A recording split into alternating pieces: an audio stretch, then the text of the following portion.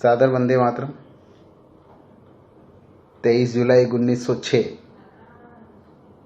मध्य प्रदेश के झाबुआ जिले के भाबरा गांव में सीताराम जी तिवारी व माता जगरानी देवी के घर जन्मे एक बालक ने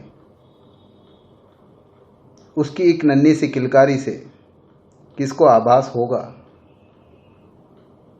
कि आने वाले समय में ये किलकारी जब 28 में बदलेगी, जब इसके तेवर प्रखर होंगे, क्या ये फौलाद बनकर उभरेगा।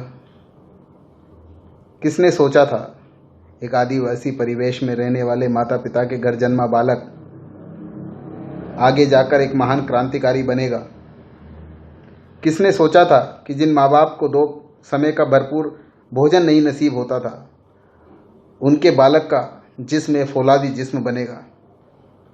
लेकिन चंद्रशेखर आज़ाद के नाम से प्रसिद्ध हुए इस बालक का नाम वैसे तो चंद्रशेखर तिवारी था, मगर अपने आज़ाद इरादों से, अपने बुलंद हौसलों से उन्होंने खुद ये नाम और ये प्रसिद्धि पाई। आगे जाकर वो आज़ाद के नाम से प्रसिद्ध हुए और हम उन्हें चंद्रशेखर आज़ाद के नाम से जानते हैं। क्या क्या संबोधन दूँ उनको मैं। महान वीर, क्रांतिकारी, बलिदानी, महान स्वतंत्रता सेनानी। मात्र 25 वर्ष की अल्पवायु में कितना जज्बा होगा उनके अंदर, क्या आप कल्पना कर सकते हैं। 25 वर्ष की आयु में उन्होंने अपने आप को मातृभूमि के लिए कुर्बान कर दिया, और ऐसे ही कुर्बान नहीं कर दिया। एक विस्तृत कहानी उसके पीछे है, उनके हौसलों को बयां करती है। किस तरह से अपने फौलादी विचारों को लेकर के उन्होंने मातृभूमि के लिए अपने आप को समर्पित किया। कोई एक बात है तो उसमें मैं इसको समेट दूं। मात्र 14 वर्ष की आयु में बंबई के लिए रवाना हुए, लेकिन 1 वर्ष बाद ही काशी पहुंचे। 15 साल की आयु में महात्मा गांधी के स्वदेशी असहयोग आंदोलन से उनका जुड़ाव बना। वहाँ से उन्होंने क्रांतिकारी सोच की नींव रखी। चूँकि उस समय महात्मा गांधी सर्वमान्य और पथ प्रदर्शक थे, उनके विचारों से में शामिल होकर के उन्होंने देश की रक्षा और मातृभूमि के लिए कुछ करने का विचार बनाया। परंतु आज़ाद ऐसे नहीं थे। आज़ाद के मन में तो एक क्रांतिकारी विचार पनप रहा था। आज़ाद ने अपने आप को आज़ाद ही रखने का नारा दिया। आज़ाद हैं, आज़ाद रहेंगे और आज़ाद ही मरेंगे। आज़ाद उस विभूति का नाम है जिन्होंने अकेले अपना एक दल बनाया, कुछ साथियों को साथ लिया और अंग्रेज़ों से लोहा लेते रहे। चाहे वो काकोरी ट्रेन डकैती हो, चाहे वो सॉन्डर्स गोलीकांड हो, असेंबली में जो भगत सिंह जी द्वारा बम फोड़ा गया वो भी आज़ाद जी की बम बनाने की फैक्ट्री आगरा में ही बना। उनके पास पैसे की कमी हुई तो काकोरी ट्रेन डकैती उन्होंने कर डाली, जो एक अदम्य साहस का परिचय देता है।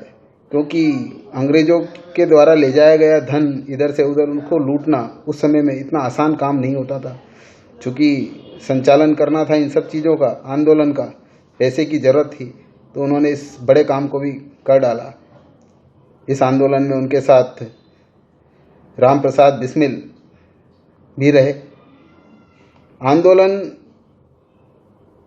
के बाद से ही पूरा ब्रिटिश साम्राज्य उनके पीछे लगा रहा। उन्होंने अपने आप को ये दृढ़ निश्चय कर रखा था कि जब तक जिएंगे आज़ाद जिएंगे और आज़ाद ही मरेंगे। ऐसा ही एक समय आया कि लखनऊ के एलिफेंट पार्क में वो अपने दोस्त के साथ किसी मीटिंग की योजना बना रहे थे कि अंग्रेज़ों को उनके ही किसी गद्दार साथी ने सूचना दे दी। अंग्रेज मेल लवाजमे के जाब्ते के साथ वहाँ पहुँचे। उनको सब तरफ से घेर लिया गया। जहाँ तक संभव हो सका उन्होंने अपनी पिस्तौल से ताबड़तोड़ गोलियां बरसाई लेकिन एक समय ऐसा आ गया कि जब वो अपने आप को असहाय महसूस करने लगे, उन्होंने अंग्रेज़ों के हाथ आने से अच्छा समझा कि खुद को गोली मार ली, और अंत में उन्होंने अपने आप को गोली मार ली। अंग्रेज़ों को हाथ नहीं आए। आज उस पार्क को हम चंद्रशेखर आज़ाद पार्क के नाम से जानते हैं। ये एक उनकी जीवनी है कि चंद्रशेखर आज़ाद का जन्म 23 जुलाई 1906 को हुआ और 27 फरवरी 1931 को उन्होंने अंतिम सांस ली। इस 25 साल की आयु में, मात्र 25 साल की आयु में चंद्रशेखर आज़ाद ने अपना जो परचम लहराया, अपनी फौलादी इरादों का जो परचम लहराया, और जो देश के लिए, देश के लिए, राष्ट्र के लिए जो अपना समर्पण भाव दिखाया, क्या हम उस समर्पण भाव के लिए उनको अपने दिलों में जिंदा नहीं रख सकते? हमारी भी तो कुछ जिम्मेदारियां होती होगी। वो किसके लिए गए? इस राष्ट्र के लिए, जिस राष्ट्र की आज जितनी भी खुशियां हैं उनको हम भोग रहे हैं। तो क्या सिर्फ हमारा काम भोगना ही है?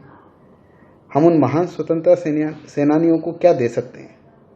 उनको अपने दिलों में जिंदा रखकर, उनकी जन्म तिथि, उनकी पुण्यतिथि, उनके नेक किए गए नेक कार्यों को याद करके उनको हम सच्ची श्रद्धांजलि तो दे ही सकते हैं। साथियों,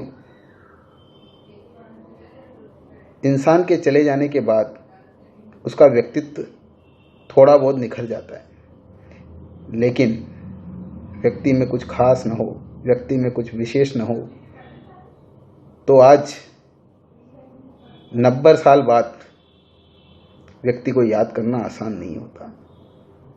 1931 में शहीद हुए इस बलिदानी को अगर आज हम 2020 में याद कर रहे हैं, तो हमारी कुछ आवश्यकताओं के लिए नहीं, उनके वीर क्रियाकलापों के लिए हम उनको याद कर रहे हैं।